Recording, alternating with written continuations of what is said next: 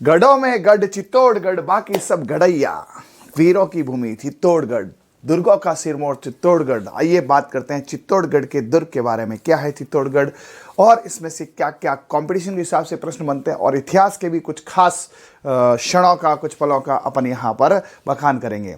तो हेलो नमस्कार, मैं डॉक्टर लक्ष्मण सिंह राजपुरोहित आपका स्वागत करता हूँ, अभिनंदन करता हूँ हमारे ट्रिक्स वाले प्लेटफॉर्म पर। सबसे पहले एक ही काम, गणपति बप्पा तेरा नाम, गणपति बप्पा मोरिया, हमारा सिलेक्शन हो रिया। गणेश जी का आशीर्वाद सबसे पहले, देवी देवताओं का आशीर्वाद तो लेना ही है। तो विजय स्तंभ, कीर्ति स्तंभ, कौन कौन से मंदिर है, साके कैसे हुए, साके में कौन था वहाँ पर, है ना, आक्रमणकारी कौन था वहाँ पे शासक, और जो कौन थी हमारी माताएं जिन्होंने साका यानी जौहर किया था, उन सब के बारे में आपको अभी मैं इस वीडियो में बताने वाला हूँ। तो फटाफट एक बार सभी जन जुड़ जाए, करते हैं स्टार्ट। आज का एक जोरदार सेशन है जो भारत नहीं पूरे विश्व में अपनी छवि रखता है, चित्तौड़गढ़ किला। और चित्तौड़गढ़ किला समय पर पूर्ण हो गया तो उसके जस्ट बाद कुंभलगढ़ आने वाला है, और लगातार किलों की सीरीज में आपको जैसलमेर, गागरोन, रणथंभौर टॉप से टॉप किले में करवाने वाला। Let be start with the Chittorgarh. इससे पहले मैंने आपको पारिक दुर्ग, खाई दुर्ग, परिधि दुर्ग, जल दुर्ग ये सब बता दिए थे, है ना। शुक्र नीति के अनुसार जो 9 दुर्ग होते हैं, है ना, उसमें से सिर्फ धानवन दुर्ग को छोड़ दीजिए तो पूरे 8 दुर्गों के, है ना, जो भी विशेषताएं हैं, लक्षण, उन सब को ये दुर्ग पूर्ण करता है। चित्तौड़गढ़ का दुर्ग जो है उसको जल दुर्ग भी कह सकते हैं क्योंकि यहाँ पे गंभीर और बेड़छ नदी भी है ना। उसके अलावा इस दुर्ग को, है ना, गिरि दुर्ग भी कहते हैं क्योंकि चित्रकूट की पहाड़ी पर है। उसके अलावा इसको एरन दुर्ग भी कहते हैं क्योंकि इसका दुर्गम रास्ता कंटीली झाड़ियां है। इसे वन दुर्ग भी कहा जा सकता है कि चारों तरफ वन है, ठीक है। इसे सहाय दुर्ग भी कहा जा सकता है क्योंकि यहाँ सहायता के लिए, है ना, फुल जगह है। और इसके अंदर सबसे बड़ा लिविंग फोर्ट है, खेती की जा सकती है, तालाब है, बाहर दुश्मन मर जाएगा लेकिन अंदर हमारी राजा की प्रजा नहीं मरेगी, इतने इसके अंदर अवसर है ना। तो किसने इसका निर्माण कराया, कैसे है और क्या है किला, सबसे पहले मैं आपको इसकी भव्यता बताता हूं। क्योंकि सबसे पहले जब आप इसका फोटो देखेंगे, किसी ने यदि इसको देखा है तो इसका नज़ारे और है। ये देखिए, इसको एकदम HD फोटो में आपको दिखाता हूं, ऐसा लगेगा जैसे आपको किला खुद दिख रहा है। ये देखिए, ठीक है, इसकी भव्यता का आनंद लीजिए। ये किला है, राजस्थान नहीं पूरे भारतवर्ष का गौरव है। और इसकी जो शेप है ऊपर लिखी वेल मछली जैसी है। सबसे पहले HD में इसको देखिए। टीम से रिक्वेस्ट है कि इसको एकदम डार्क दिखाइए स्टूडेंट्स को अच्छे से, बढ़िया साहब इसका आनंद लीजिए। मैं आपको दिखाता हूँ क्या क्या है। आपको एक भव्य ऐसे मंजिल दिख रही होगी कुतुब मीनार जैसी, है ना। नहीं, ये कुतुब मीनार नहीं, ये यहाँ पर विजय स्तंभ है जो कुंभा ने निर्मित करवाया था। उसके अलावा यहाँ पर ये इस प्रकार से नदी है, कौन सी, गंभीर और बेड़च नदियाँ है। बहुत लंबा पूरा रास्ता है। एरन दुर्ग है क्योंकि यहां पर वन कंटीली झाड़ियां हैं। उसके अलावा जगह जगह मंदिर है, 7 द्वार है। और आप देखिए यहां पे सैलानी खूब ज्यादा घूमने आते हैं। तो इसमें ये दुर्ग अपने आप में कहानी है, दुर्ग अपने आप में एक निशानी है, दुर्ग अपने आप में एक बहुत कुछ बयां करता है। क्या करता है मैं आपको पूरा बताने वाला हूं। अब मेरे को दिखाइए, ठीक है। आपको ऐसे लगेगा मैं दुर्ग के जस्ट सामने खड़ा हूं। ये HD क्वालिटीज आजकल होती है ना, इन पैनल की वजह से ऐसा लग रहा होगा कि मैं दुर्ग में आपको सारा दिखाना है। बिल्कुल, ये आपने देखा होगा माध्यमिक शिक्षा बोर्ड की किताबों के ऊपर देखा होगा, हाँ सर, है ना। पुलिस पदक पे देखा होगा, हाँ सर। और JK सीमेंट के उस पे भी आता है, ये देखा होगा, ये चिन्ह है ना, ये विजय स्तंभ है। इस विजय स्तंभ के बारे में बहुत कुछ आपको मैं बताऊंगा। यहाँ पे कितनी मंजिल, एक्सेट्रा एक्सेट्रा, सारा कुछ उसका शिलालेख तक मैं लेके आया हूं, ठीक है।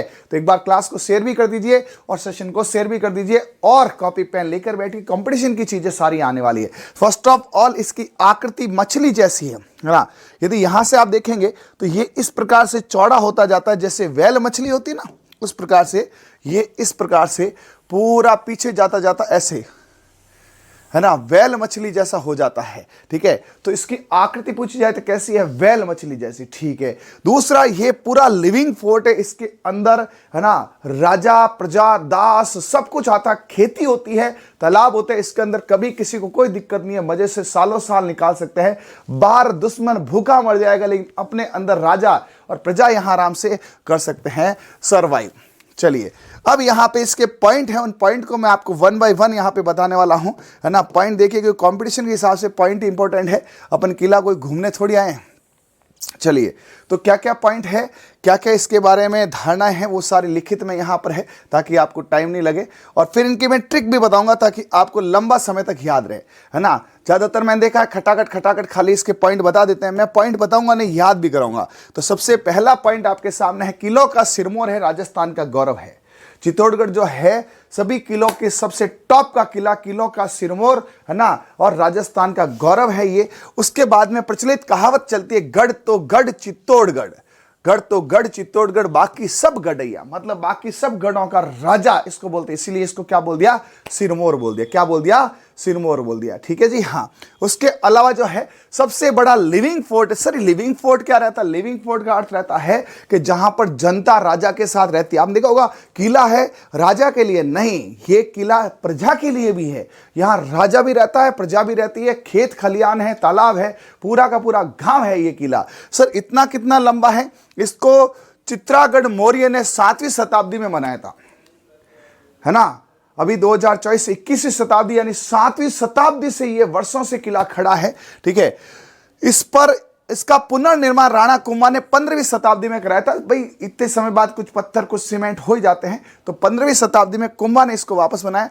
ये चित्रकूट पहाड़ी और मैसा के पठार पर बना हुआ है। ये भी क्वेश्चन पूछते हैं। तो चीज से चित्तौड़, चीज से चित्रकूट और चीज से चित्रांगन, 3 पॉइंट ची चिल्ला चिल्ला के ये किला कह रहा है, ये किला चिल्ला चिल्ला के कह रहा है यहां पर कि सब नाम याद कर लो। तो चीज से है चित्तौड़गढ़, चीज से है चित्रागढ़ मौर्य और चीज से यहां पर क्या है, यहां पर चीज से है चित्रकूट पहाड़ी। तो 3 चीजें चीज से स्टार्ट हो गई है। आपको पूछा जाएगा चित्तौड़गढ़, चीज से चित्तौड़गढ़, चीज से चित्रागढ़ मौर्य और चीज से चित्रकूट की पहाड़ी, तीनों ची शब्द याद। और हाँ सर चित्तौड़गढ़ है, हाँ चित्रागढ़ मौर्य है, चित्रकूट पहाड़ी है। तो चीज से तीनों याद हो गए। शब्द खुद अपने आप को बयान कर रहा है, चित्तौड़गढ़, चित्रकूट पहाड़ी और यहां पर क्या है, चित्रागढ़ मौर्य, तीनों वर्ड याद हो गए। उसके अलावा यहां पर मैसा का पठार है, टोपी नुमा आकृति का है, जिसे वेल मछली भी कहते हैं। पूरा पठार है। पूछा जा सकता कैसा पठार,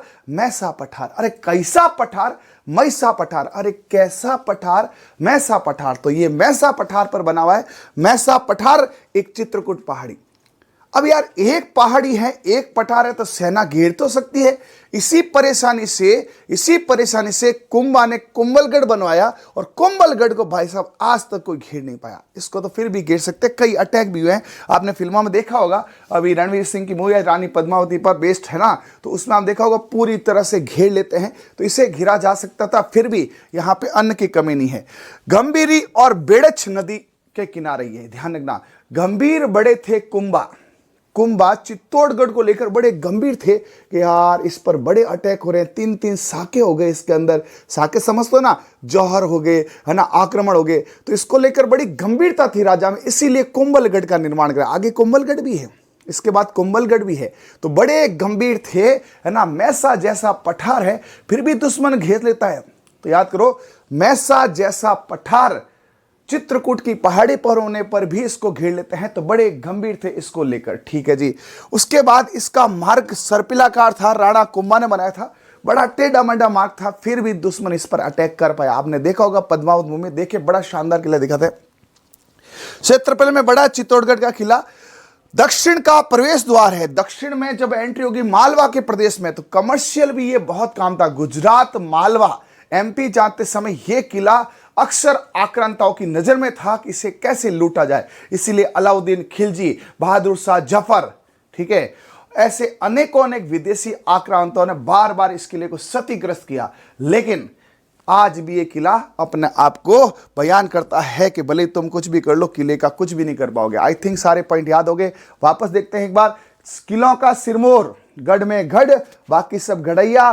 किलों का सिरमौर है, राजस्थान का गौरव है ना। ची चित्तौड़, चित्रकूट, चित्रागढ़ मौर्य। ठीक है, फिर इसका वापस जीर्णोद्धार कराया कुंभा ने देखा ये मैसा के पठार पर है, सेना गिर जाती, इसलिए कुंभलगढ़ बनाया। वो थी कौन सी, संकटकालीन राजधानी कुंभलगढ़। और ये थी नॉर्मल। ये कौन सी थी, इसको लेकर गंभीर बड़े थे। कुंभा बड़े गंभीर थे कि यार एक ही पठार है, एक ही पहाड़ी है, दुश्मन बार बार इसको घेर लेता है। तो इसको बड़े गंभीर थे। बेड़च और गंभीरी नदी, इसीलिए इसको जल दुर्ग भी कहा जाता है, इसीलिए इसको औदक दुर्ग भी कहा जाता है, इसीलिए इसको क्या कहा जाता है, एरन दुर्ग भी कहा जाता है। सिर्फ धानवन दुर्ग छोड़ दो, शुक्र नीति की 9 वनों की श्रेणियों में से एक दानवन दुर्ग, धूड़ रेत वाला छोड़ दो, यहां रेत नहीं है, बाकी 8 किलो को ये क्या करता है, अपना में ये है। ठीक है, चलिए नेक्स्ट यहां पे देखते हैं, एकमात्र आवासीय किला जिसमें खेती होती है, चित्तौड़गढ़ में यहां पर खेती होती है। क्योंकि पहले क्या होता था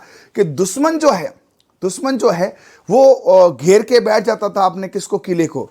तो अब कब तक, क्योंकि उसका राशन पानी सब बाहर से आता था, तो राजा ने दिमाग लगाया कि अंदर खेती करो, अंदर तालाब खुदवा दो, अंदर सब कर दो, दुश्मन बाहर भूखा मर जाए लेकिन अपन भूखे नहीं मरे। तो इसमें खेती की गई। धानवन दुर्ग को छोड़कर सभी 8 के 8 दुर्ग, शुक्र नीति के अनुसार 9 किले मैंने आपको बताया, इससे पहले वाले वीडियो में देख लेना। शुक्र नीति के अनुसार टोटल कितने हैं, 9 है। 9 में से सिर्फ और सिर्फ धानवन दुर्ग यानी कि धूड़, रेत, डेजर्ट के अलावा ये सारे 8 के 8 श्रेणियों को क्या करता है, परिभाषित करता है। उस 8 में से ये एरण भी है, वन भी है, जल भी है, गिरी भी है, साय भी है ना। पूरे के पूरे 8 के 8 इसमें आते हैं। ठीक है जी। चौड़ाई इसकी कितनी है, लंबाई 8 किलोमीटर है। 8 किलोमीटर लंबा। सोच सकते हो 8 किलोमीटर क्या होता है। आप एक बार थोड़ा दिमाग लगा के देखो, आपके घर से कोई दुकान या कोई ऐसी जगह, जैसे मैं जहाँ रहता हूँ, मेरे घर से एक मंदिर दूर, पाल बालाजी, 1 किलोमीटर मैं पैदल जाता हूँ तो पता और 1 किलोमीटर, भाई साहब ऐसे 8 किलोमीटर अपने आप में बहुत लंबी दूरी होती है यार। 8 किलोमीटर गांव भी नहीं होते। आपका गांव कितने किलोमीटर में बसा हुआ है, आप जहाँ रहते हो गांव शहर कितना है। सर मेरा गांव तो मुश्किल से 500 मीटर 1 किलोमीटर होगा, तो आपके 8 गांव उस किले में आ जाए भाई साहब। इसलिए कहता हूं थोड़ा इन चीजों विचार करो। अपन डायरेक्ट पढ़ लेते हैं 8 किलोमीटर्स, ठीक है। 8 किलोमीटर लंबा है, 2 किलोमीटर चौड़ा है, ऊंचाई 1850 फीट ऊंचा है, फिर भी दुश्मन इसके घेर लेता है। और पठार है 616 मीटर। मैसा का पठार, मैसा जैसा पठार है, चित्रकूट की पहाड़ी है। मैसा जैसा पठार है, चित्रकूट की पहाड़ी है। और गंभीर बड़े थे कुंभा इस किले को लेकर, गंभीर और बेड़च नदियां। मेरे हिसाब से आपको डेटा दिमाग में सेट हो रहे हैं। हाँ, उसके बाद इस पर अब देखिए, यहां पर 7 इसमें मुख्य दरवाजे हैं, है ना। किले में आपने देखा होगा पुरानी फिल्मों में अटैक होता है तो किले का मुख्य द्वार बंद कर देता है, सेना अंदर घुस नहीं सकती, है ना। फिर दुश्मन क्या करता है, हाथियों से या बड़े बड़े वो लकड़े होते हैं उसमें उस किले के द्वार को तोड़ता है। यदि किले का द्वार खुल जाए तो दुश्मन एंट्री कर जाता है, ठीक है। तो 7 द्वार इसमें थे। तो कुंभलगढ़ का किला चित्तौड़गढ़ का किला 7 दिन खुला रहता है। चित्तौड़गढ़ का किला 7 दिन। पहली चीज देखो, याद भी करना है, खाली अपने को पढ़ के आनंद नहीं लेना है, कंपटीशन के लिए प्रिपेयर भी करना है। तो कुंभलगढ़ है, चित्तौड़गढ़ है, कुंभलगढ़, ये सब पर्यटन स्थल है, तो लोग घूमने जाते हैं। तो 7 दिन खुला है। तो चित्तौड़गढ़ के किले में 7 द्वार है, 7 दिन खुले हैं। उसमें से 3 तो भगवान के नाम पे, कौन से, राम जी, लक्ष्मण जी, हनुमान जी। राम, लक्ष्मण, हनुमान, क्या इनकी जोड़ी थी। जहां जहां राम का फोटो वहां वहां लक्ष्मण और नीचे हनुमान जी। राम, लक्ष्मण, हनुमान, इनकी जोड़ी जोरदार थी, जोड़ला।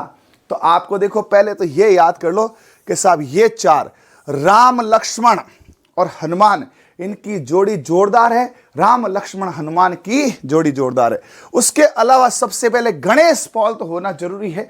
किले में एंट्री करते हैं तो गणेश जी का तो होना है जरूरी। गणेश जी और भैरव जी बहुत मान्यता है, तो गणेश पॉल, भैरव पॉल, और उसके अलावा एक पाडन पॉल भी, कुछ लोग इसे पांडु पॉल, पांडव पॉल कहते हैं, पाडन पॉल है ना। यहां से मानते हैं कि एक पाडे को काटा तो इसका खून यहां से गुजरा था, ऐसी कुछ कहावतें हैं। देखो इतिहास में बहुत सी चीजें है, लेकिन सबको अपन यहां नहीं ला सकते क्योंकि ये कल्चर चल रहा है, इतिहास में लाएंगे।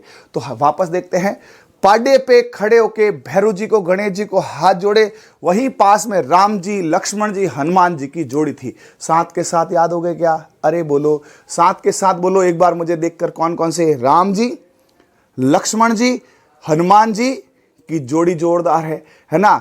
पाडे पे खड़े होके भैरव जी और गणेश जी को प्रसाद चढ़ाई, है ना। भैरव पॉल और गणेश पॉल और पाडन पॉल।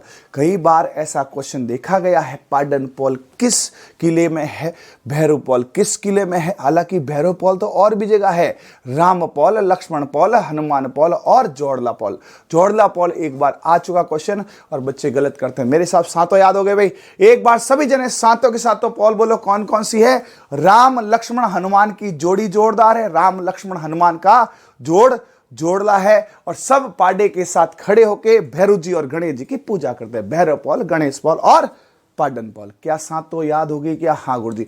अब कुछ विशेषता है। आपको पता है बाघ सिंह का स्मारक, बाघ सिंह केसरिया हुए थे। सर ये क्या आगे आएगा साका के अंदर कि रानी कर्मावती ने जो है हुमायूं को राखी भेजी थी, तो हुमायूं नहीं आया, है ना। लेकिन उस समय देवलिया का एक राजा, है ना, देवलिया का एक नॉर्मल सा ठाकुर, राजा भी नहीं कह सकते, बाघ सिंह जी आए थे और बाघ सिंह जी केसरिया हुआ। तो बाघ सिंह जी पता है मौत आगे खड़ी है, उस समय मौत से नहीं घबराते थे। जुबान दे दी साहब ये है। तो कर्णावती के उसमें आए थे और वो वहां पे क्या हो गई थी, है ना, जौहर में चली गई थी। और ये तो बाघ सिंह जी का स्मारक चित्तौड़गढ़ दुर्ग में प्रमुख प्रवेश द्वार बनाया गया। ध्यान रखना, ची से चित्तौड़ है, ची से चीता, इसमें चीते और शेर जैसी बहादुरी है, तो चीता बाघ कहलाता है, चीता बाघ कहलाता है। तो ध्यान रखना, प्रमुख प्रवेश द्वार चित्तौड़गढ़ चीता है और चीते में बाघ का प्रवेश द्वार है। चीता बाघ, हाँ याद हो जाएगा सर। चित्तौड़गढ़ चीता और प्रमुख बाघ, चित्तौड़गढ़ चीता प्रमुख बाघ। प्रमुख द्वार पर बाघ सिंह जो केसरिया हुए थे रानी कर्मावती के समय, और उस समय अटैक हुआ था सेकेंड शाह का। आपको आगे साके बताऊंगा मैं उसमें। फिर भैरव पॉल पे कल्लाजी राठौड़, आपको मैंने लोक देवता बताए थे कौन से, 4 हाथों वाले देवता। जब, है ना, इनका युद्ध हुआ था तो इनके भतीजे ने इनको यहां कंधे पे लिया था और ऐसे गाजर मूली की तरह लोगों को काटा था। बोला यार ये तो देवता है, 4 हाथों वाले देवता है। कल्ला जी का स्मारक है भैरव पॉल पे। तो भैरव जी है कल्ला राठौड़। कल्ला राठौड़ का स्मारक है। रामपोल पर फतेह सिंह सिसोदिया का स्मारक है। ठीक है, दुर्ग का अंतिम प्रवेश द्वार है रामपोल, यहां पर है। तो देखिए सारे पॉइंट आपके एग्जाम की दृष्टि से महत्वपूर्ण हैं, आते रहते हैं। तो वापस एक बार देखते हैं, एकमात्र आवासीय किला, है ना, जिसके अंदर खेती होती है, लिविंग फोर्ट। सेकेंड, यहां पर धानवंत दुर्ग, रेत को छोड़कर सारी श्रेणियां शुक्र नीति के अनुसार 8 की 8 श्रेणियां चित्तौड़गढ़ में आती है ना। उसके बाद चौड़ाई कितनी है, 8 किलोमीटर, लंबाई कितनी 8, चौड़ाई कितनी 2/8 का। भाई साहब ये तो पूरा खेत है। उसके बाद में ऊंचाई 1850 और 616 मीटर इसकी पठार की है। मैसा का पठार, चित्रकूट की पहाड़ी, बेड़च और गंभीरी नदियों पे। उसके बाद मुख्य प्रवेश पर चित्तौड़ का चीता और चीता में बाघ सिंह, चित्तौड़ का चीता में बाघ सिंह, चीता बाघ होता है तो यहां पर बाघ है। भैरव पॉल पे कल्लाजी राठौड़ कौन है, 4 हाथों वाले देवता है। और रामपोल पर फतेह सिंह सिसोदिया का स्मारक है। ओके है जी, अरे बोलो, हाँ याद हो रहा है, इजी है। आइए अब उसके बाद में ये प्रमुख द्वार है। कौन कौन से द्वार है, राम लक्ष्मण हनुमान जी की जोड़ी गजब है। सब ने पाडे पे खड़े होके कहीं ना कहीं भैरव जी और गणेश जी को प्रसाद चढ़ाया।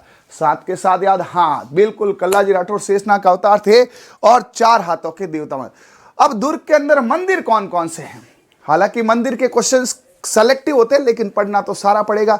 मंदिर, कीर्ति स्तंभ, विजय स्तंभ, ये आपको खास पूछा जाता। आइए, तो तुलजा भवानी का मंदिर है। सर तुलजा भवानी तो उधर महाराष्ट्र में शिवाजी के उधर नहीं है क्या? हाँ सही पकड़ा आपने।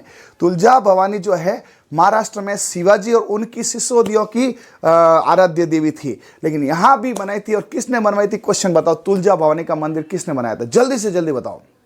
गेट का पवन ये बंद करो भाई, लाइट पड़ रही है। तुलजा भवानी का मंदिर बनवीर ने करवाया था, लिखा हुआ है ना बनवीर। बनवीर कौन था पता है, वो उदय सिंह को मारने वाले, जिसमें पन्ना धाई ने उदय सिंह को बचा लिया था, वो बनवीर था। ओके, तो यहां पर बनवीर थे। मराठा शिवाजी की आराध्य देवी है तुलजा भवानी देवी। तो सर वो मराठों की देवी है, यहां बनवीर ने कैसे बना दिया? बनवीर गया, उससे अपन क्या पूछे? तो बनवीर है, उसने बनाया था तुलजा भवानी का मंदिर। तुलजा भवानी उधर मराठों की आराध्य देवी, शिवाजी की आराध्य देवी थी। ओके, नेक्स्ट है श्रृंगार चवरी, निर्माण वेलक्का द्वारा कराया। मारना कुंभा की पुत्री रमा देवी का विवाह स्थल। श्रृंगार क्या होता है, दुल्हन का। चवरी क्या होती है, जो शादी। तो कुंभा की पुत्री थी यहां पर रमा देवी, उनका यहां पर क्या हुआ था, विवाह स्थल था। 7-20 देवरी, अब सुनो सुनो सुनो, ये क्या है 7-20 देवरी मंदिर, जैन मंदिर। 7 और 20 27। तो यहां पे ध्यान रखना, जैन मंदिर कितने 27 है, जिनको यहां पे जैसे 20 नोई, पता 20 नोई 29, वैसे यहां पे 7-20 27। ओके, 7-20 क्या है 27। हाँ, एरर आ रहा, test is not publish. Test कल लगेगा Anil ji Regar, 4th grade payment नहीं हो रहा है। आप नंबर दे आ रहा है ना नीचे आपके, देखो अभी पट्टी पर, उस पर आप कॉल कीजिए, आपका पेमेंट का या जो भी इश्यू पूरा करेंगे।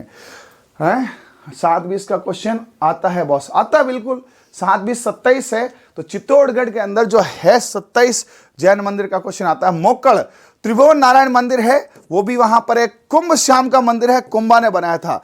मीरा मंदिर निर्माण राणा सांगा ने करवाया था। ऑब्वियसली मीरा का संबंध कहां से, चित्तौड़ से है, तो मीरा का मंदिर भी होगा, सांगा ने इसका मंदिर बनाया था। और काली माता का मंदिर है, कालिका माता मंदिर, सूर्य मंदिर है ना, निर्माण मान और मौर्य ने बनाया था। ये आपके सामने यहां पर जो है तुलजा भवानी मंदिर का यहां पर है, ठीक है। हाँ चलिए, दुर्ग में के प्रमुख महल। अब आपको थोड़ा बहुत यदि आइडिया है या आइडिया नहीं है तो आपने पद्मावत मूवी देखी होगी, उसके अंदर जो रावल रतन सिंह जी को जब अलाउद्दीन खिलजी ले जाता है दिल्ली, ठीक है, तो वहां पर रानी पद्मावती जाती है, तो उसके साथ दो बॉडीगार्ड टाइप में जाते हैं, है ना, जो वहां पर पद्मावती और रावल रतन सिंह को तो फ्री कर देते हैं और खुद वहां पे लड़ते वीरगति को चले जाते हैं। वो कौन थे?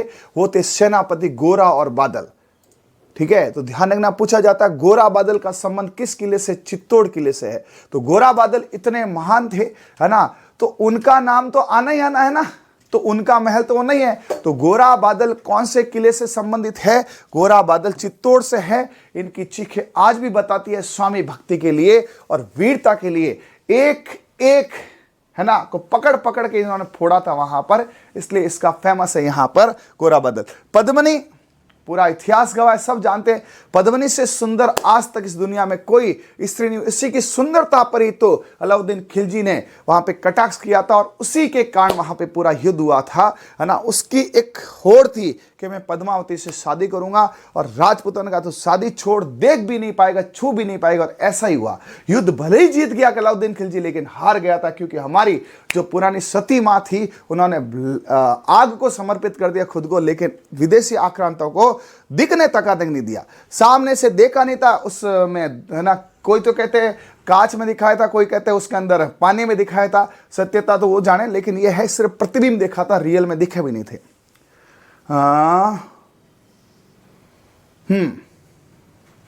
ठीक है, चलिए। झाला महल, झाला महल है ऊपर है, झाला महल, झाल रानी का माल या बोलते हैं इसको। सपूत महल है।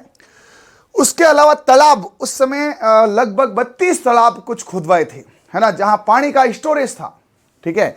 उसके अंदर भीम तालाब है, भीमलत तालाब है, रत्नेश्वर तालाब है, खातन की बावड़ी है, घी तेल की बावड़ी है, घासुंडी बावड़ी क्वेश्चन पूछा हुआ है, सूर्यमुख कुंड है। तो यहाँ पे कुछ जलाशय हैं और कुछ है, तो सबको ही पता। देखो, गोरा बादल का महल, पद्मनी महल, झाला महल, सपूत महल, ये कोई बड़ी बात नहीं है, ठीक है, क्योंकि ये वही के शासन है। और हिस्ट्री जब आप पढ़ोगे तो ये चीजें बड़े इंटरेस्ट के साथ पढ़ाएंगे। अभी अपन कल्चर को पढ़ रहे हैं, जब आप हिस्ट्री पढ़ोगे तो इन चीजों को लिंक करके पढ़ाया जाएगा, कौन कहां से कैसे कनेक्टेड था, ठीक है भाई। हाँ, फिर लघु दुर्ग में यहां पे नौलखा भंडार भी है। ध्यान रखना, एक नौलखा दरवाजा भी होता है, वो कहां पर है?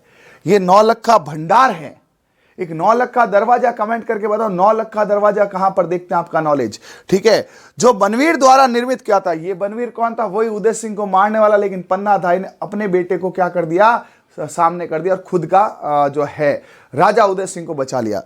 विशेषता, राज्य का एकमात्र ऐसा दूत जिसमें खेती होती है।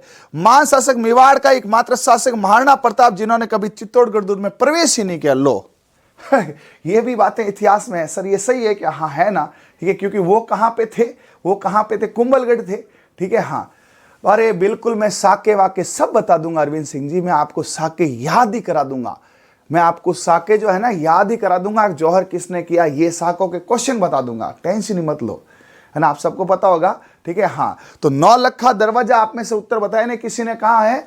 रणथंभौर में। ध्यान रखना, नौलखा भंडार यहां पे है, नौलखा दरवाजा रणथंभौर में है। हाँ बिल्कुल, देखो कुछ बच्चों को उत्तर आ रहे हैं। रणथंभौर सवाई माधोपुर का किला पढ़ेंगे, वहां पे है नौलखा दरवाजा, और ये है नौलखा भंडार। आप हमारी कल्चर की बुक्स देखिए, उसमें हमने सारे नौलखे एक साथ कर रखे हैं। और अभी एक और शानदार किताब आ रही है, एलएसए किताब बहुत अच्छी है। आकाश जी मीणा आपके पास पहुंच गई क्या? बहुत बढ़िया भाई, आकाश जी मीणा एलएसए किताब पहुंच गई क्या आपके पास? बहुत बढ़िया।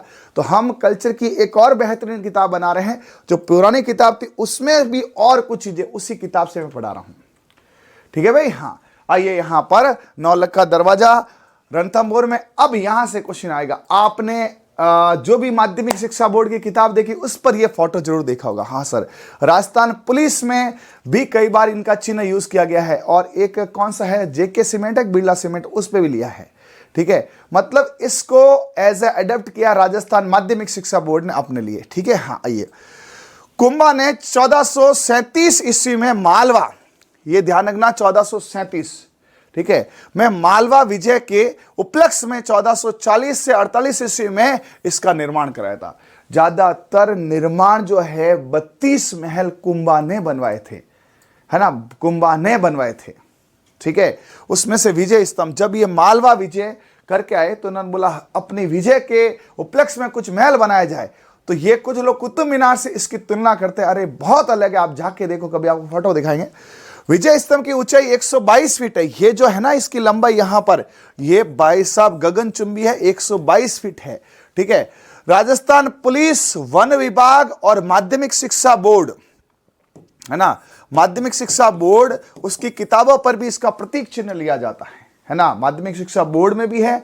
सारंग का युद्ध 1437, हाँ बिल्कुल वही चल रहा ना, 1437 है ना। ये मालवा में ये सारंग का युद्ध, ये लो, बस क्या टेंशन ले रहे हो, ठीक है। कुल मंजिल इसमें 9 मंजिल है, 157 सीढ़ियां। ये कितनी है? तो विजय स्तंभ में 9 मंजिला है। कितना है? 9 पूछा जाता है। अब जल्दी से कमेंट करके बताओ कीर्ति स्तंभ कितने मंजिल का है ना। कीर्ति स्तंभ कितना मंजिल है? ये तो है 9, वो है 7। 9 मंजिल है, 157 इसमें सीढ़ियां हैं। पहला डाक टिकट 15 अगस्त 1849 को 1 रुपए का डाक टिकट जारी हुआ था। अब देख लो 1849, मतलब अंग्रेजों के राज में भी इसको, है ना, माना था कि यार ये वास्तव में तगड़ी चीज है, ठीक है। हाँ, तो यहां पर 1 रुपए का डाक टिकट 1849 में, क्या इसे भारतीय मूर्ति कला का विश्व कोश, इतनी मूर्तियां इसके अंदर, ठीक है। हाँ, उसके बाद में हिंदू देवी देवताओं का अजायब घर और विष्णु स्तंभ भी कहा जाता है इसको। विजय स्तंभ, विष्णु स्तंभ, विष्णु ध्वज भी इसको बोला जाता है। तो विजय स्तंभ, विष्णु स्तंभ, विजय स्तंभ, विष्णु स्तंभ, 9 इसके अंदर ये है। कुछ और बातें इससे जुड़ी हुई है जो मैं आपका इसको शिलालेख बताता हूं, एकदम आपको शिलालेख पे ले चलता हूं जहां पे बना हुआ है। इसमें एक आपको पता है, तो तीसरे माले पे एक चीज है, कोई बता सकता है क्या है तीसरे माला? 1 2 3, ये जो तीसरा माला है इसकी 3rd फ्लोर, चलिए चेक करते हैं आपका नॉलेज कितना। 3rd फ्लोर पर 9 बार क्या लिखा हुआ है?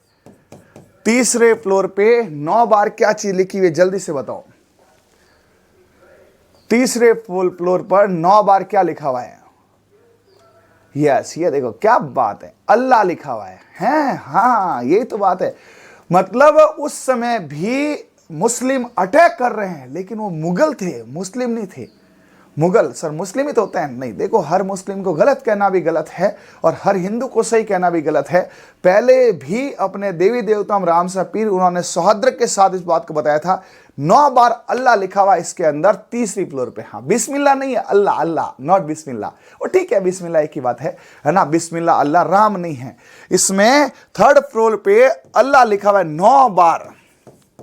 सर ये तो कोई घूमने गया होगा, लिख दिया, खुदाई करी हुई, ऐसे कैसे लिखा हुआ यार? ऐसे कोई पेन से थोड़ी लिखना है। हाँ ठीक है, चलो तो आपके सामने एक बार देख लीजिए। इसके वास्तुकार थे जैता, नाथा, पौमा और पुंजा, है ना। जैता, नाथा, पौमा और पुंजा, ठीक है। तो यहां पर इसके वास्तुकार कौन थे? जैता और पुंजा इसके मेन वास्तुकार थे, और साथ में नाथा और पौमा, मतलब ये यहां पर आर्किटेक्चर थे। इंजीनियरिंग होती है ना, इंजीनियर कौन थे? जैथा, नाथा, पौमा और पुंजा। सर नाम थोड़ी टफ है, कोई ट्रिक व्रिक हो तो? ट्रिक तो अब क्या ही बना यार, इसको बना सकते हैं, है ना। हाँ,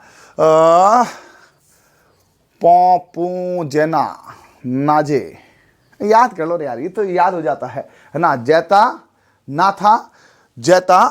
नाथा, ऐसे देखो, जैता, नाथा, पौमा, पूंजा, ऐसे 2-3 बार बोलोगे। जैता, नाथा, पौमा और पुंजा, ठीक है भाई। हाँ, जैता, नाथा, पौमा और पुंजा। टेक्निकल क्रिएटर LSA बुक्स में क्लास तो रहेगा। अरे भैया संडे है यार, आज हमने सब जगह ऑफ रखा है। ये तो ठीक है, मेरी इच्छा है, क्या करें। आज संडे को तो ऑफ रखते हैं नहीं रखते हैं? ऑफ रखते हैं ना। हाँ, तो संडे को हम छुट्टी रखते हैं, लेकिन ठीक है, हमारी इच्छा है यार इसको पढ़ाया जाए, ठीक है। तो प्लीज़ ऐसे आरो मतलब LSA की क्लास रेगुलर करो। LSA में 4 क्लास रेगुलर दे रहा हूँ। मंडे से कल से मैं आपके वो लेके आ रहा हूँ, क्या क्वेश्चंस लेके आ रहा हूँ, तो दे रहे हैं ना भाई, है ना। हाँ चलिए, जैता, नाथा, जैता, नाथा, पोमा और पुंजा। ठीक है, तो आपके सामने एक बार वापस देखो विजय स्तंभ की बातें। कुंभा ने 1437 में सांगवा युद्ध मालवा विजय के उपलक्ष्य में 1440 से 48 में इसको बनवाया। ठीक है सर, एक बार डार्क कर दो एक बार, है ना। वास्तुकार थे जैता, नाथा, पोमा, पुंजा। जैता, नाथा, पोमा और पुंजा। विजय स्तंभ की ऊंचाई कितनी है? 122 फीट। ये कितना है? और 9 मंजिला है। इसमें 157 सीढ़ियां है। कितना है? 157 सीढ़ियां है। पहला डाक टिकट 15 अगस्त 1849 को 1 रुपए का जारी किया गया और इसे भारतीय मूर्तिकला का विश्व कोश, हिंदू देवी देवता का अजायब घर और विष्णु स्तंभ कहा जाता है। विजय स्तंभ विष्णु, वाह मिला लो। विजय स्तंभ, विष्णु स्तंभ, विजय स्तंभ, विष्णु स्तंभ, विष्णु ध्वज भी इसको कहा। कॉल नहीं उठा रहे अनिल रैगर, यार फालतू बातें मत करो यार। अभी मेरे सामने टीम बात करी, लाऊं क्या यहाँ पे? बेचारे सुबह से लगे हुए हैं। अब ठीक है, तुम्हारे एक फोन नहीं उठाया, सबके फोन नहीं उठ रहे क्या? सुबह 8 से लेकर 3 बजे तक एक बंदा फोन उठा था और अभी 4 से लेकर लगातार मेरा फोन है, मेरा फोन भी है और ऑफिस का फोन भी। लगातार एक व्यक्ति उस फोन कॉल को उठाता है।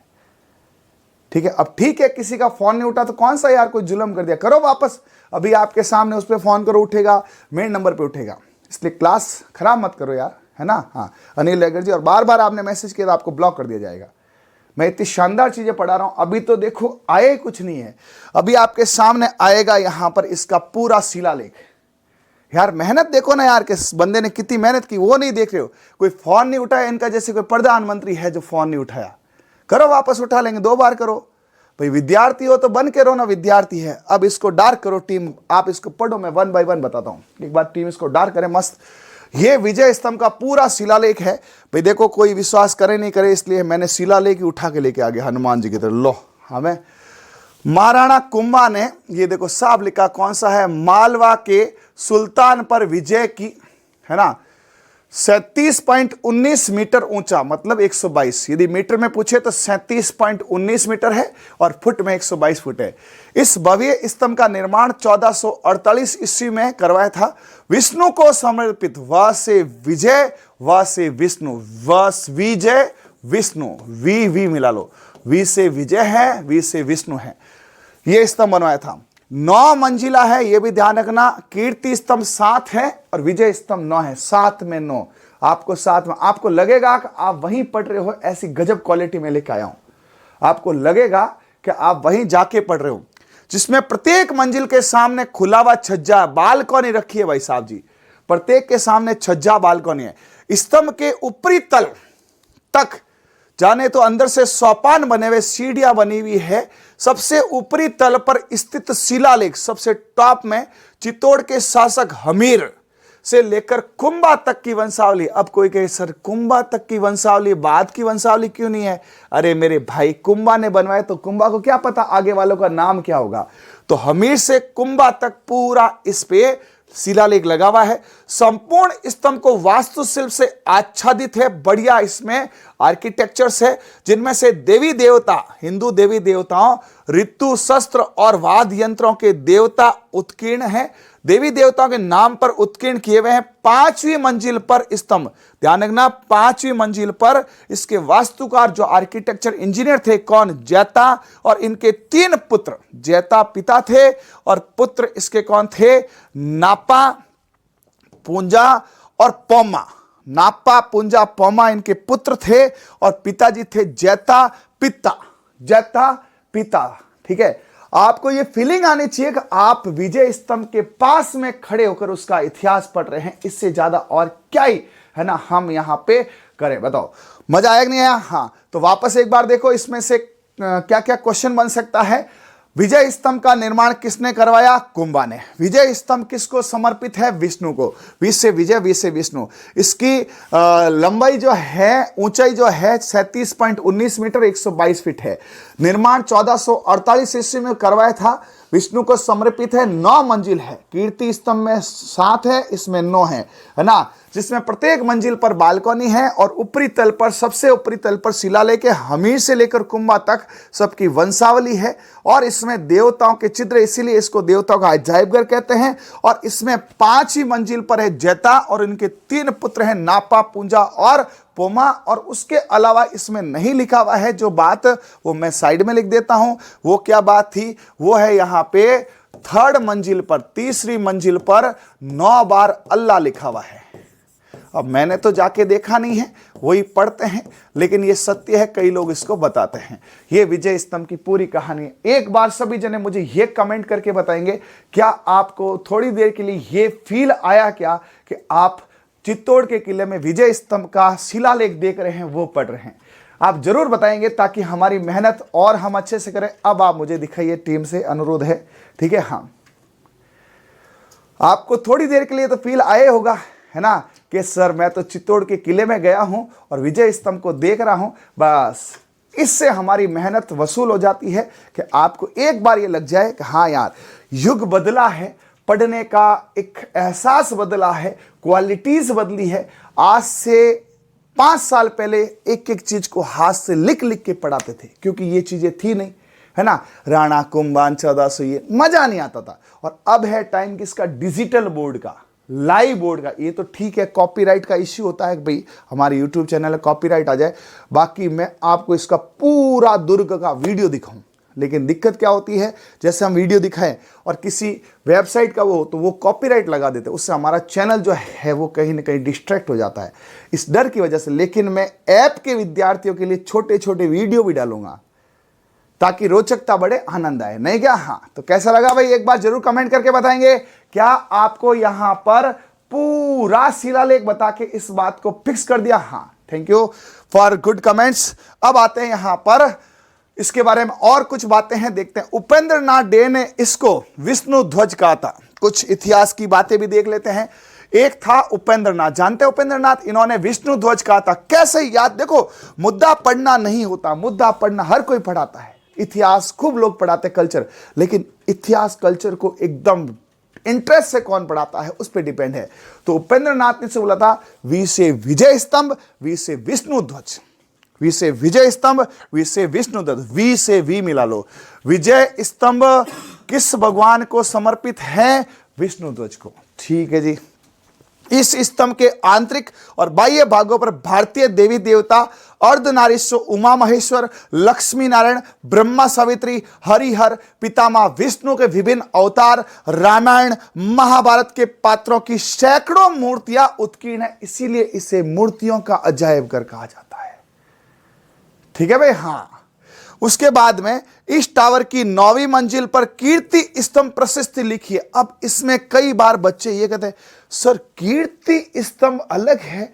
अरे मेरे भाई, विजय स्तंभ के अंदर लास्ट मंजिल पर यहां पर कीर्ति स्तंभ प्रशस्ति लिखी है, यानी कि उसके बारे में लिखा। कीर्ति स्तंभ अलग है ना, पूछा जाए कीर्ति स्तंभ की प्रशस्ति कहां पर है? विजय स्तंभ में। कीर्ति स्तंभ अलग, विजय स्तंभ अलग। उस कीर्ति स्तंभ की प्रशस्ति पत्र कहां पर है? वो वहां पर है अपने इसकी 9वीं मंजिल पर। उसके लेखक अत्रि और महेश भट्ट थे। अत्रि और महेश भट्ट कीर्ति स्तंभ के शिल्पकार थे। ओके, जिन्होंने कीर्ति स्तंभ बनाया था ना, उसमें जो वहां आर्किटेक्चर थे उनके यहां पे जिक्र लिखा हुआ है। ये बात बहुत कम लोगों को पता है, आपको विश्वास नहीं होगा। हमने इस किले में सारे डिटेल्स देख लिए है ना, जितनी किताबें थी सारी खंगाल ली है, जितने वीडियो राजस्थान में चलते सारे खंगाल लिए। मैंने खुद पर्सनली 5-5 वीडियो देख लिए। अब मुझे विश्वास है कि सारा कंटेंट हम दे रहे हैं और अच्छा दे रहे हैं, अच्छा दे रहे हैं। हाँ ठीक है भाई। हाँ हाँ, अत्रि और महेश भट्ट पुत्र पिता थे, पता है सबको, है ना, क्या बता रहे हो? ठीक है भाई। हाँ चलिए, तो ये यहां पर विजय स्तंभ है जो यहां पे विष्णु को। दूसरा आ गया कीर्ति स्तंभ। आइए कीर्ति स्तंभ के बारे में बात करते हैं। कीर्ति स्तंभ क्या है? ये स्तंभ या मीनार है जो राजस्थान के चित्तौड़गढ़ में है। ये एक सिंपल सी मीनार है, कोई विजय का प्रतीक नहीं है, ठीक है।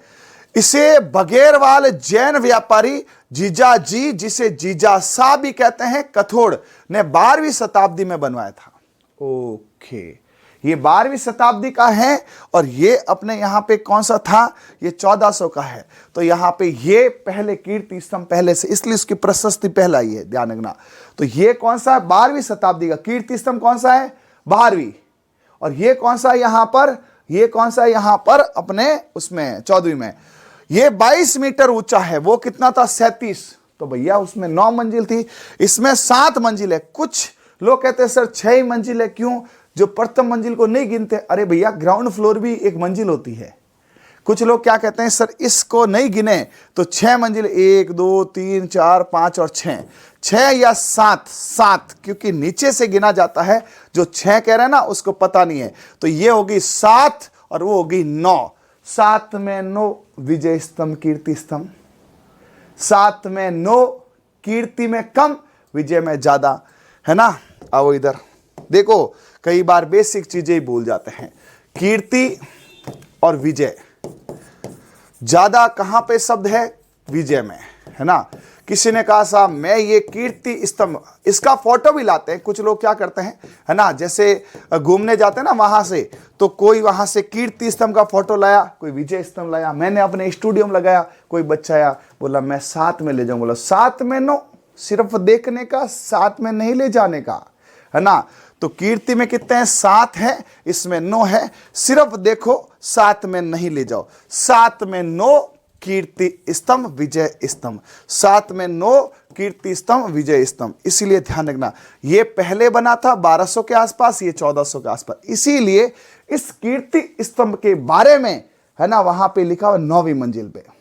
ओके है जी। हाँ गुरुजी पूरी गायनी यूट्यूब पर करवा दीजिए। क्यों भाई शुभम जी रणवा, ये क्या आदेश है, क्यों करूं मैं गायनिकोलॉजी यूट्यूब पे, है ना। ये कोई बात होती है क्या, आप ऐसा आदेश कैसे दे सकते हो। और गायनिकोलॉजिस्ट क्या हो जाएगा, तुम्हारे सिलेक्शन हो जाएगा। अच्छे से पढ़ाई करो, ऐप के अंदर जाके, एलएस से बहुत बड़ा कोर्स है, गायनिकोलॉजी फिर भी हो जाएगी, एनाटॉमी फिजियोलॉजी कहां से करोगे, ठीक है। हाँ तो कीर्ति और विजय स्तंभ जो है दोनों 7 है, 7 में 9, 7 में 9, 7 है कीर्ति। देखो कीर्ति में थोड़ी कम मंजिल है, का कीर्ति कम और विजय में थोड़ी ज्यादा है। विजय में 9 है, कीर्ति में 7 है, ठीक है। हाँ आते हैं, इसमें 54 चरणों वाली सीढ़ी भी है। ये जैन पंथ से संबंधित चित्र भरे पड़े, इसमें जैनों के चित्र ज्यादा है। ओके, उसके बाद इसमें शिल्पी जो थे अत्रि और महेश थे, जिनका उल्लेख कहां किया था, विजय स्तंभ में 9वें उसमें माड़े पे। ओके, कीर्ति स्तंभ 7, विजय स्तंभ 9। पहले क्या बना, कीर्ति स्तंभ 1200 के आसपास, 1200 शताब्दी के आसपास, है ना। हाँ और ये रहा। चलिए कीर्ति स्तंभ के बाद चलते हैं यहां पर, इसका भी शिलालेख है क्या। अरे भैया मेहनत हम पूरी करते हैं, कोई ये नहीं कह सकता कल को कि लक्ष्मण सिंह ने या ट्रिक्स वाले ने मेहनत नहीं की। भाई देखो सिलेक्शन तो तुम्हारा भाग्य है ना, तुम्हारी मेहनत है, लेकिन कंटेंट लाना मेरी मेहनत है। तो ये यहाँ पे कंटेंट देखो मैं भर भर के लाया, आपको ऐसा फील आएगा कि आप कीर्ति स्तंभ पे खड़े हो, ठीक है। टीम एक बार डार्क करो इसको पूरा जबरदस्त वाला, और फोटो वोटो लेना तो ले लेना भैया। हाँ सर ये क्या आपने फोटो खींचा क्या, हाँ मैंने खींचा है। देखो यहाँ पे पढ़ते हैं, एक बार डार्क कर दो, मैं आपको यहाँ अंडरलाइन करता हूं। प्रथम जैन तीर्थकर्त आदिनाथ को समर्पित है ये। ओके, ये आदिनाथ को है, विजय स्तंभ विष्णु को था। अच्छा, विजय विष्णु और ये आदिनाथ, ये आदिनाथ को समर्पित है। ये भव्य स्तंभ का निर्माण बगेरवाल संप्रदाय के श्रेष्ठ जीजा, ये देखो कई बार कुछ के जीजा, कीर्ति स्तंभ जीजा जी ने बनाया है, वो कुंभा जी, ये जीजा जी, ठीक है। पुण्य सिंध विक्रम संवत 1357 है ना, 1301 में करवाया था, ठीक है। 24.5 मीटर, ये 24 मीटर, वो 31 मीटर है। ऊंचा 6 मंजिला, अब देखो लफड़ा हो गया ना, यहाँ पे 6 मंजिला, मंजिल 6 है और नीचे क्या है, इसका बेस भी है, इसलिए इसको 6 और 7 दोनों कहते हैं। यहाँ 6 मंजिल लिखी है क्योंकि ये फर्स्ट फ्लोर को मंजिल मानते हैं। चौकोर जगती पर स्थित है, जिसमें ऊपरी मंजिल तक पहुंचने के लिए अंदर से सोपान बने हुए हैं, जो 12 स्तंभ पर आधारित एक मंडप है। निचले तल के बाह्य भाग में चारों दिशाओं में 4 तीर्थकारों की मूर्तियां हैं। ऊपरी मंजिल में सैकड़ों मानव आकृतियों से अलंकृत किया गया। इसके समीपी ऊंची जगती पर 14वीं सदी का निर्मित जैन मंदिर है। मतलब कीर्ति स्तंभ पूरा जैनों को समर्पित है, आदिनाथ को समर्पित है, जैन तीर्थकर आदि का। जो कि योजना गर्भगृह मंडप युक्त है। मंदिर का बाह्य भाग मूर्तियों से भरा पड़ा है, यहां भी मूर्तियां ही मूर्तियां हैं, लेकिन विजय स्तंभ विष्णु को समर्पित है यह। तो यहां पे ध्यान रखना, इस कीर्ति स्तंभ को तो 6 मंजिल माना है। आनंद आ गया ना भाई? अरे बोलो, कैसा फील आ रहा है? ऐसा लग रहा है कि वास्तव में चित्तौड़गढ़ किले में। अब मुझे बताइए थोड़ा, अब मैं भी आपके साथ आ जाता हूं किला देखने, आइए। तो क्या हुआ, 6 इसमें फ्लोर है। फ्लोर का मतलब क्या होता है? जैसे first floor, second floor. Ground floor को इन्होंने फ्लोर नहीं माना था, यानी आपका घर यदि 3 मंजिल का है तो ये क्या बोलते हैं, 2 मंजिल। एक नीचे वाली कोई मंजिल थोड़ी है, वो तो नीचे वाला है। तो नीचे वाले फ्लोर को यदि मंजिल नहीं माने तो ये 6 फ्लोर है, बट 7 है ना सर? एग्जाम में 6 आ गया, 7 आ गया तो इसके बेस पर 6 कर सकते हैं, बट नहीं आएगा, क्योंकि ग्राउंड फ्लोर भी एक फ्लोर होती है, जिससे अपन पढ़ते हैं ना ग्राउंड फ्लोर। ओके, चलिए इसके बाद में यहाँ पे साके बहुत फेमस है। मैं आपको बता देता हूं पहले साका क्या होता है। एक्चुअली क्या होता है, जब राजा को लगता है कि अब युद्ध अपने बस का नहीं है, ठीक है, उस समय साका, कुछ लोग साके भी कहते हैं, उस समय राजा केसरिया साफा पहनकर युद्ध के लिए जाते हैं, और यदि जीत जाते हैं तो उनकी पत्नियां उनके स्वागत करती है ना, रानी, और जो भी यहां पर लड़ने जाते हैं। लेकिन यदि वीरगति को, है ना, चले जाते हैं तो वहां पर क्या हो जाता है, जौहर हो जाता है। तो पहले केसरिया होता है, फिर जौहर होता है ना। एक ऐसी भी घटना है एक किले में, जल्दी से बताइए, जिसमें 2.5 साके हुए, यानी कि केसरिया तो हुआ, जौहर नहीं हुआ। कमेंट का इंतजार करूंगा, जल्दी बताओ, ठीक है। केसरिया में क्या होता है, यहां पे जो राजा है और सैनिक है वो युद्ध करते हुए वीर गति को प्राप्त होते हैं। ये युद्ध करते हैं, और कोई जरूर नहीं है वीर गति, लेकिन ज्यादातर इसमें भाई उनको पता चल जाता है कि बार 1 लाख सैनिक है, 2 लाख है, 5 लाख है, और अपन हजारों में। ऑब्वियसली लाख हजारों पे भारी पड़ेंगे, लेकिन उस समय खून सवार होता है सर पर। और जब एक राजस्थानी, एक मारवाड़ी के सर पे खून सवार होता है तो खून की नदियां बिछा देता, लाशें बिछा देता, लाशें। उस समय उसको सिर्फ एक ही दिखता है कि आज इस मुगल के कारण मेरी प्रजा, है ना, मेरी जो है यहाँ पे, है ना, पूरी प्रजा दुखी है, मेरे घर वाले दुखी है। उस समय एक एक राजा, एक एक सैनिक 100 को काटता है, गाजर मूली की तरह काटता है। जब कल्लाजी लड़े थे ना, तो अफगान के उसने कहा था, अरे यार, ये ऐसी कौन सी मशीन है जो गाजर मूली की तरह काट रही है ना। एक एक ने 1000 को काटा था। दूध याद दिला दिया उनको उनकी मां का कि तुम कहां से आए हो। लेकिन करे क्या, हम हजारों में थे, वो लाखों में थे, है ना। तो यदि केसरिया में वीरगति होती तो जौहर होता। 3 जौहर हुए थे, और जैसलमेर में हुआ था 2.5 साका, सोनारदुर्ग में। आइए यहां पर करते हैं। केसरिया में राजा सैनिक युद्ध करते हैं, वीरगति को प्राप्त होते हैं, तो उनकी जो पत्नी है और दासियां हैं, ठीक है, वो जौहर है। जौहर में ज्यादातर अग्निकुंड में, है ना। ये तो मुझे कहते हुए भी बड़ा यूं अंदर से दिल भर जाता है यार। आप एक बार सोच के देखो, अपनी माता इतनी सती माता कहता है हमारे गांव में, तो है ना, सती है ना। सती जो माता है, आग में अपनी अंगुली थोड़ी सी जल जाए कितना मुश्किल होता है, पूरा शरीर जला दिया। इतना गुस्सा आता है इन मुगलों पर, ठीक है। आग को अपने शरीर को समर्पित कर दिया इन वीरांगनाओं ने, इन माताओं ने, लेकिन आक्रांताओं को 1 इंच भी टच नहीं करने दिया, 1 इंच देखने नहीं दिया। अलाउद्दीन खिलजी युद्ध जीत के भी हार गया, क्योंकि वो पद्मनी को हासिल नहीं कर पाया। ये उसकी सबसे बड़ी हार थी, ठीक है। वो आया यहां पर युद्ध करने, जीतने, और धोखे से रावल शाह को मार दिया था। बाकी उसकी औकात थी क्या? रावल शाह ना उसके जैसे 10 अलाउद्दीन को उड़ा देते। लेकिन जब अलाउद्दीन आया, आप उस मूवी में देखिए, बहुत अच्छे से बताया गया है ना। रानी ने अपने शरीर को, है ना, मैं तो सती माता मानता हूं, प्रणाम करता हूं उन वीरांगनाओं को जो अग्निकुंड में यहां पर अपने ऐसा बताते हैं, अलग अलग डेटा बताते हैं, 16,000 कुछ 32,000, लेकिन गर्भवती बच्चियां सब के सब अग्निकुंड में, है ना, वहां कूद जाती है। लेकिन अपनी आन बान और शान के लिए, है ना, मृत्यु का आलिंगन करना, है ना, इन्होंने समझा है जरूरी। लेकिन विदेशी आक्रांताओं को ये हाथ छोड़ो, इनका चेहरा छोड़ो, इनका एक अंश भी इन्होंने नहीं दिखने दिया। ऐसा एक वाद है, इसीलिए कहते हैं जय जौहर। क्या बोलते हैं? जय जौहर। वास्तव में एक अलग ही फील आता है साके से। यह है साका। 3 साके हुए, तो यहां पे सुनो साके के क्वेश्चन क्या आता है। साका जो है, इसमें आपसे ज्यादातर 4 से 5 प्रश्न पूछते हैं।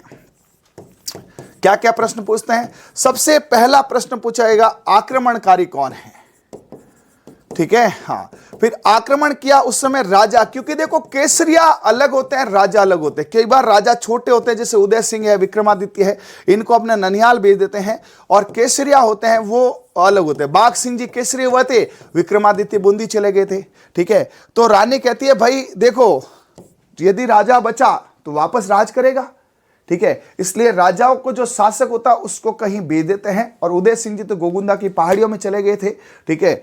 और केसरिया अलग है, जौहर अलग है। ये 4 क्वेश्चन और 5वां डेट से आ सकता है। आप में से कितने बच्चे हैं जिनको तीनों साकों की डेट पता, बताइए। आप में से कई बच्चे जो हैं, कितने बच्चों को साकों की तीनों डेट पता है? फटाफट बताइए कि सर मैं बता सकता हूं तीनों की डेट, नहीं तो मैं याद करवा देता हूं, रट्टा ही देता हूं, लफड़े खत्म करता हूं साके का। आज तीनों साके आपको जन्म जन्मांतर तक याद कराता हूं। हाँ, 28 नहीं था बेटा, 28 अगस्त था शायद। चलो 28 अगस्त छोड़ो, आप तो ये बता दो। हाँ, 1303, 1534, 1568। सर यही याद नहीं होता, बाकी तो फिर भी मैं रट लेता हूं। पक्का याद करा दूं? आओ इधर देखो क्या हुआ था। साका या जौहर, ज्यादातर जौहर से ही होता है, जौहर है। तो इसने पूछा किसका जौहर? तेरा जौहर, तेरा जौहर। रानी पद्मिनी ने बोला तेरा जौहर और 1303। पहला जौहर था 1303 में, सुनना ढंग से, 1303 में। तो किसका जौहर? तेरा जौहर। किसका जौहर? तेरा जौहर। अरे किसका जौहर? तेरा जौहर। 1303 याद हो गया। फिर इसमें 231 सालों बाद, है ना, और जोड़ हुआ। 231 का मतलब सीधा सीधा 2 जोड़ दो, फिर 31 जोड़ दो। 200 से 1500 से 1300 से आ जाएगा 1500, और 3 और 31 से 1534 में हुआ दूसरा शाखा, सेकेंड। जो फर्स्ट शाखा हुआ था अलाउद्दीन खिलजी के समय हुआ था।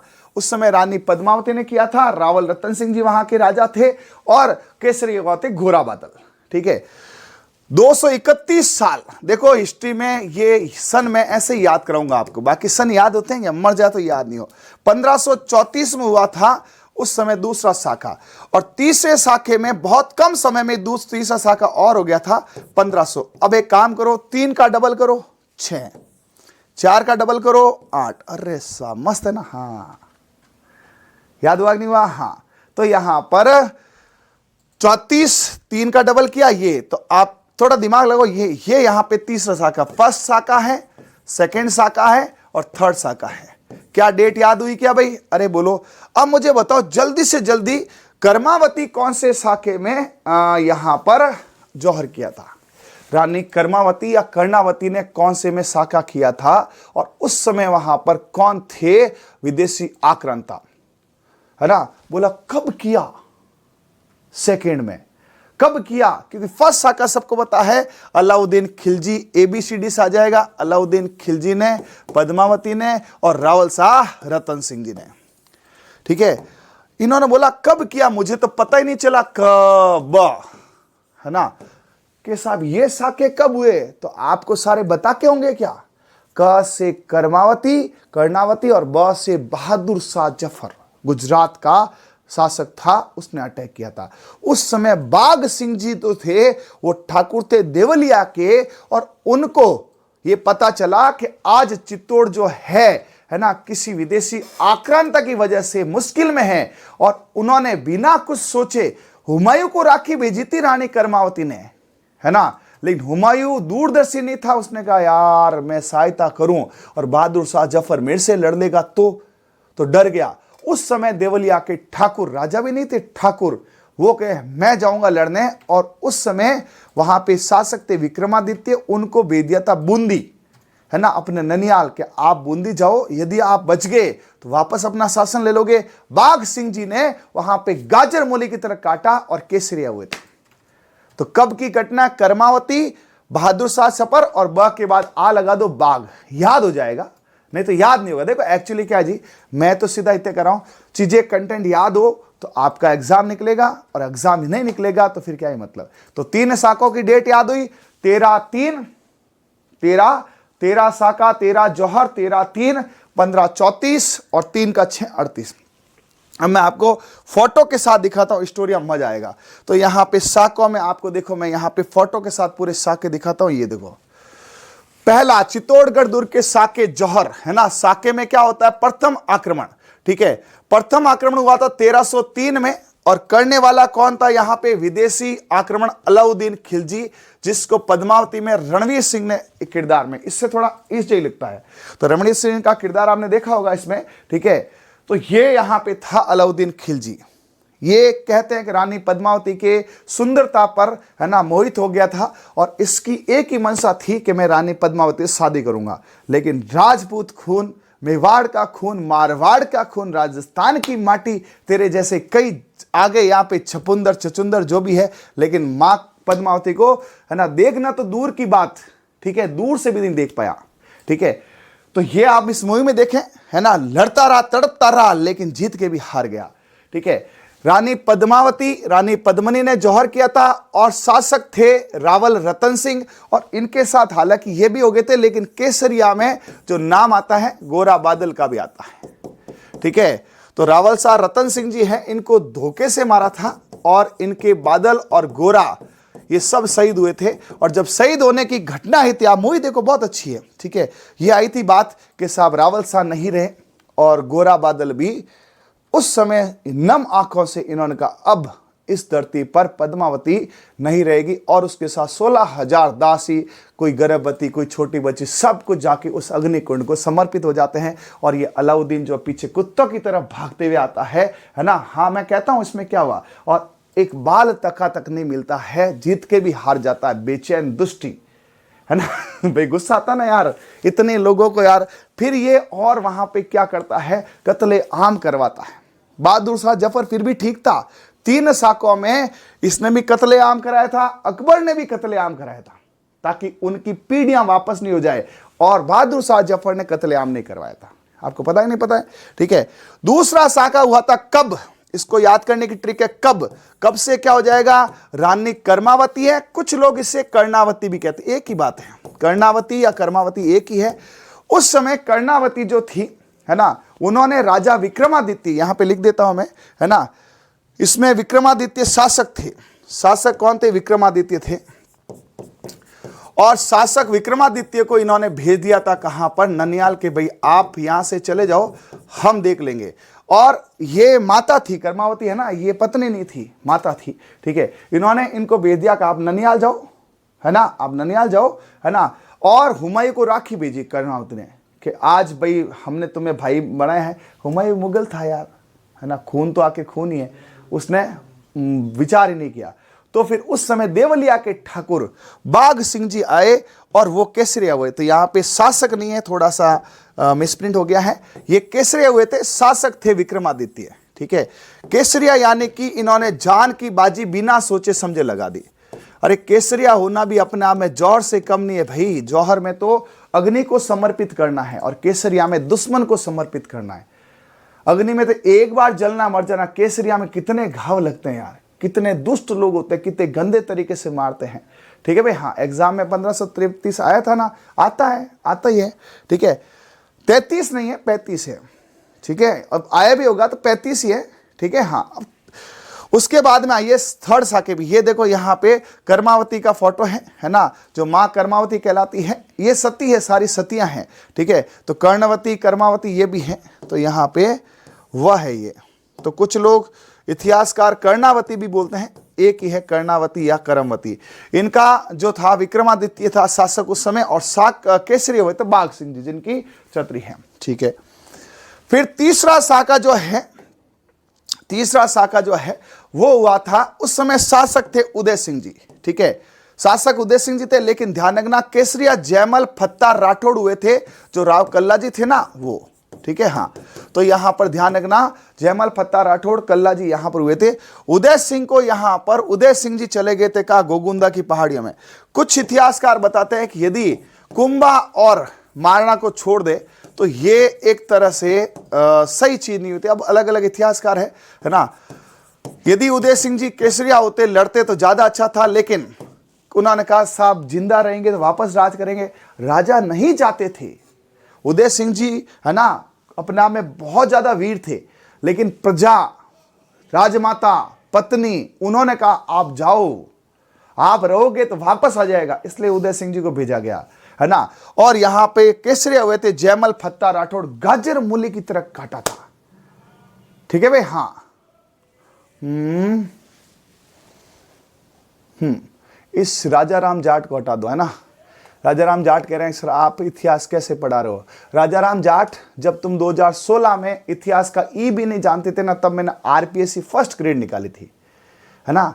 आपको पता है 2016 में मैं फर्स्ट ग्रेड ऑफिसर का एग्जाम निकाल चुका हूं। आज जिस मौजूदा नौकरी में 9 साल हो गए मेरे को, 9 साल पहले फर्स्ट ग्रेड का एग्जाम में निकला आरपीएससी का विथ इंटरव्यू। ठीक है, तो 9 साल पहले ही पढ़ लिए तो मैंने इतिहास। और ये अब ये है मेरा इंटरेस्ट, मैं जो पढ़ाऊं अच्छा पढ़ा रहा हूं ना भाई। देखो मेरा इंटरेस्ट, मैं केमिस्ट्री पढ़ाऊं, साइंस पढ़ाऊं, इंग्लिश पढ़ाऊं, ठीक है, आती है इसलिए पढ़ाते हैं ना।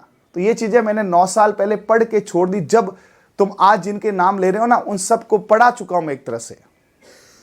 तो बहुत पुराना खिलाड़ी हूं मैं। वो अलग बात है कि तुम्हें पढ़ा है नहीं, इसलिए ये है। ठीक है, हाँ, तो निश्चित रहें। और यदि आप ऐसी बात करेंगे तो यहाँ पे आपको अलाउ नहीं किया जाएगा। भाई मैं रटा रहा हूँ, इतने बढ़िया फोटो लाया हूँ, शिलालेख लाया हूँ, और फिर मेरे कमियां निकाल रहे हो यार। विद्यार्थी को कंटेंट से मतलब है, कंटेंट आपको तगड़ा दे रहा हूँ, नहीं क्या भाई। हाँ ठीक है, चलिए। तो ये यहाँ पे इस समय जयमल और फूल कंवर थी यहाँ पे जिसने जौहर किया था। फूल जैसी हमारी माताएं हैं, है ना, फूल जैसी हमारी माताएं थी। ठीक है, और इन दुष्टी अकबर कौन सा अच्छा था यार। तुम लोग अकबर महान, अकबर महान, मैं तो कहता हूं गलत इतिहास पढ़ाते अपने को। हकीकत में अकबर कोई महान था तो क्यों किया यहाँ पे ये। और इसने भी यहाँ पे ध्यान रखना, इसने भी यहाँ पे जो है वो कत्ले आम का क्या किया था, यहाँ पर आदेश दिया था। सिर्फ 3 साकों में बहादुर शाह जफर, देखो पहला यहाँ पे जो था, पहला कौन था, ये सारे एक ही मिट्टी के हैं यार, अलाउद्दीन और ये है ना भाई। अलाउद्दीन है, अलाउद्दीन अच्छा था क्या, अच्छा होता तो क्यों करता यहां पर अटैक, बताओ, है ना। अलाउद्दीन के बाद अकबर महान है, नहीं, ये भी अ से आता है। अलाउद्दीन और अकबर, इन दोनों ने चित्तौड़गढ़ में बच्चों को मरवा दिया यार। कितना मतलब, अपन एक चींटी को नहीं मारते हैं तो ये लोग कत्लेआम क्यों करा देते हैं, खाली उस भूमि के टुकड़े के लिए, उस जमीन के टुकड़े के लिए, अपने नाम के लिए। अरे हम है ना, गली में कुत्ता होता है, उस कुत्ते के कुछ हो जाए तो अपना जीव अंदर से कितना रोता है ना। हम उसको है ना ट्रीटमेंट करते हैं, उसको पानी पिलाते हैं, है ना। मतलब हकीकत में हम राजस्थानियों के दिल में दया है। और ये लोग है ना, इन्होंने कत्लेआम करा दिया। लेकिन इन सब से फिर भी ठीक था बहादुर शाह जफर, है ना। और मैं आज से 9 साल पहले पढ़ी हुई चीजें बता रहा हूं, और आरपीएससी फर्स्ट ग्रेड निकाली है। इसलिए जो भी शक करता है ना, उनका शक मैंने दूर कर दिया जनगणना में।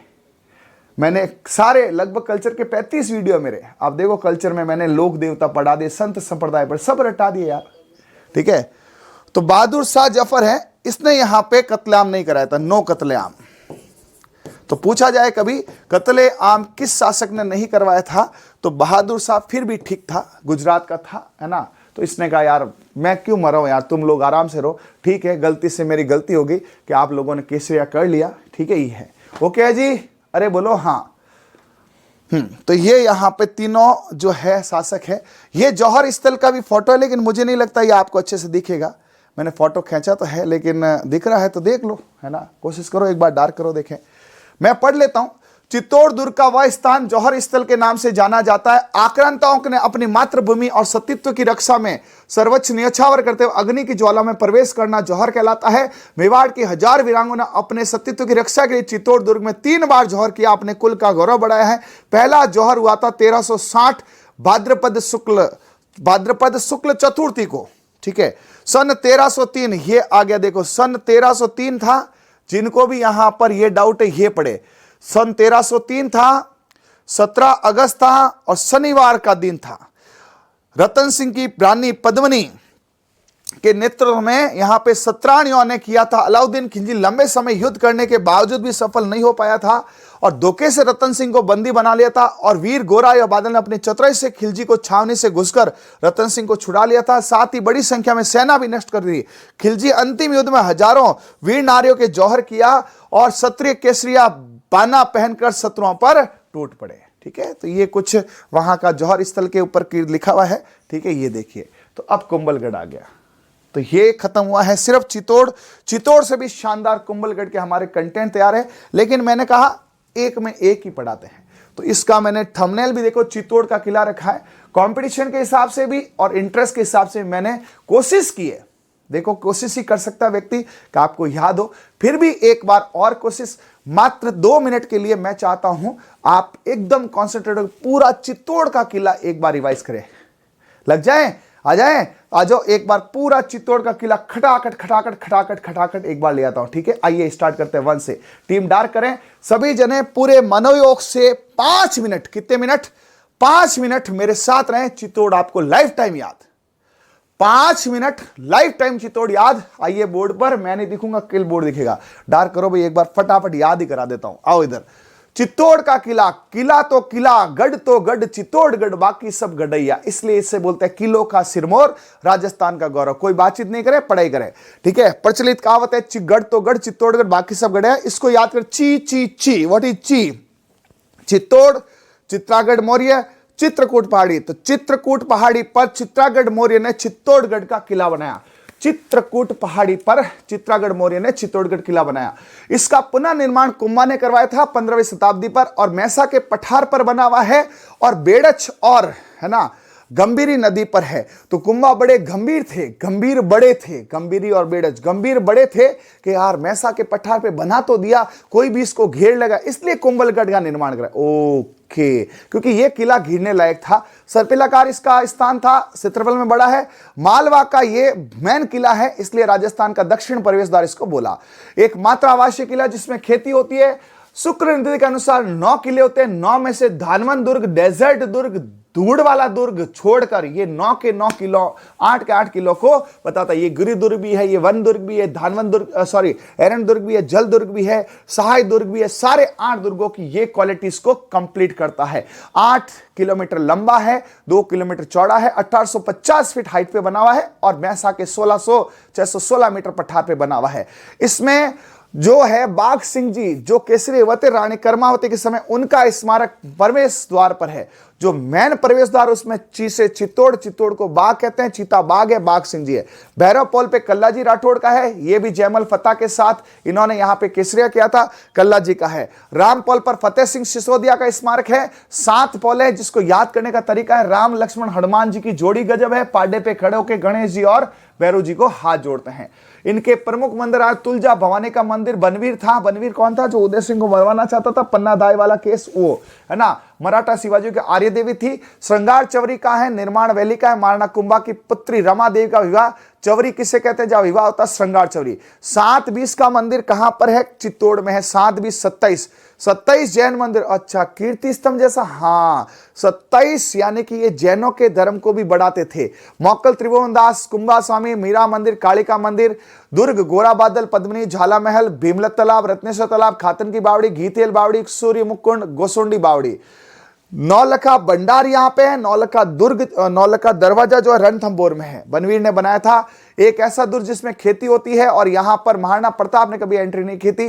विजय स्तंभ मैंने आपको पूरा बता दिया है। 9 मंजिल इसकी हाइट है। 3rd फ्लोर पे इसमें अल्लाह लिखा हुआ है ना, 9 बार अल्लाह लिखा है। और ये 1437 सांगवा युद्ध में 1440-48 में इसको बनाया था। इसके वास्तुकार थे जैता, नाथा, पौमा और पुंजा। विजय स्तंभ की ऊंचाई 122 फीट है। और राजस्थान पुलिस, वन विभाग और राजस्थान बोर्ड की किताबों पर इसका अंकित किया जाता है। 9 मंजिल, 157 सीढ़ियां। 15 अगस्त 1849 को 1 रुपए का डाक टिकट जारी होता है। और इसमें हिंदू देवी देवताओं के अनेकों मूर्तियां, इसलिए हिंदू देवी देवताओं का अजायबघर। वी से विष्णु, वी से विजय स्तंभ, ये पूरा शिलालेख मैंने आपको बताया था, अच्छे से फोटो खींच लेना। उसके बाद उपेंद्र नाथ ने इसको बोला था विष्णु ध्वज। उसके बाद इसमें उमा माहेश्वर, लक्ष्मी नारायण, ब्रह्मा, दुनिया भर के मंदिर है। 9वीं मंजिल पर कीर्ति स्तंभ जो पहले बना था, उसकी प्रशस्ति लिखी है। उसके लेखक अत्रि और महेश भट्ट है, जिन्होंने यहाँ पे शिल्पी की थी। किसकी? कीर्ति स्तंभ की। कीर्ति स्तंभ में वैसे तो 7 है, लेकिन इसकी शिलालेख इसको 6 ही बनाते हैं, यानी 6 फ्लोर है, 1 ग्राउंड फ्लोर है। 54 शरण की सीढ़ियां हैं। जैन मंदिर है, ये जैनों को समर्पित है। कीर्ति स्तंभ 7 और 9। फिर यहां पर ये प्रथम जैन तीर्थकर आदिनाथ को समर्पित है। वो किसको है? विष्णु को समर्पित। कीर्ति किसको है? आदिनाथ को समर्पित है। उसके बाद ये साके आपके सामने 3 साके। पहला साका कौन सा था? 1303। उसके 231 साल बाद 1534 35, सर 34 है 35 है, देखो कुछ मान्यता 34 से कुछ 35 है, 35 मान लो आप तो, ठीक है। अलाउद्दीन खिलजी यहां पे अटैक करने वाला था, रानी पद्मिनी जौहर किया था, और रावल शासक थे रावल रतन सिंह, केसरी हुआ थे बादल गोरा। दूसरा था बहादुर शाह, कब हुआ था? क से कर्णावती, ब से बहादुर शाह, ब से बाघ सिंह। बाघ सिंह कहां के थे? देवली के ये ठाकुर थे, और इस समय हुमायूं को राखी भेजी थी लेकिन आया नहीं था। ये फिर भी ठीक था, ये बंदा भाई देखो लड़ाई तो होती रहती है, इस बंदे ने फिर भी लाज रखी थी, इसने कत्लेआम नहीं कराया था। ये बहुत क्रूर शासक था, सबसे खतरनाक घटिया शासक ये था, ठीक है। ये मैंने आपको साके याद करवाए। तीसरा शासक है साका है उदय सिंह जी, इनको गोगुंदा की पहाड़ी में भेजा था, और यहां पे केसरी हुआ थे जयमल फत्ता राठौड़, अकबर यहाँ था, इसने भी कत्लेआम कराया था। ये यहाँ पे जौहर स्थल है और ये कुंभलगढ़ है। सर कुंभलगढ़ कब पढ़ाओगे? कल पढ़ाऊंगा, एक साथ सारा नहीं पढ़ाते। अब आप एक काम करना, इसको अच्छे से देखना और हर एक स्क्रीनशॉट को 1.5 पे याद करना, आपको बढ़िया याद होगा। आपके लिए आगे कुंभलगढ़ देखिए, फोटो देखिए, आपको मैं कह रहा हूं ना, मैं ऐसा डिजिटल दिखाऊंगा, आपको यही लगा जैसे आप कुंभलगढ़ का ड्रोन से फोटो ले रहे हो। ये देखो, ऐसी क्वालिटीज मैं कुंभलगढ़ की लाने वाला हूं, कल कब लाऊंगा। फिर ये देखिए, पूरी थ्योरी मेरी रेडी है कुंभलगढ़ की, एक एक लाइन कुंभलगढ़ का मैंने पूरा ले रखा है, ये देखिए। लेकिन ये आज नहीं, एक साथ नहीं, तो कल करते हैं कुंभलगढ़ के बाद। कैसा लगा आपको चित्तौड़गढ़? कैसा लगा मेरा प्रदर्शन? कैसी लगी मेरी मेहनत? कैसा लगा कलेक्शन? कैसा लगा एक्सप्लेनेशन? कैसी लगी ट्रिकें? सबको एक साथ बताना है, बढ़िया कमेंट करना है, और अच्छा लगे चैनल पे नए हो तो सब्सक्राइब भी करना है, दोस्तों को बताना है। और आज ट्रिक्स वाले पे सेल का लास्ट डे है, यदि किसी ने कोर्स नहीं भी लिया है तो विचार कर सकते हैं, अच्छा पढ़ाएंगे, कोशिश करेंगे। मिलते हैं नेक्स्ट वीडियो में, तब तक के लिए okay, thank you, bye, all the best, सब्बा खैर, जय हिंद, जय भारत, जय मारवाड़, जय जय राजपूताना, जय जय राजस्थान।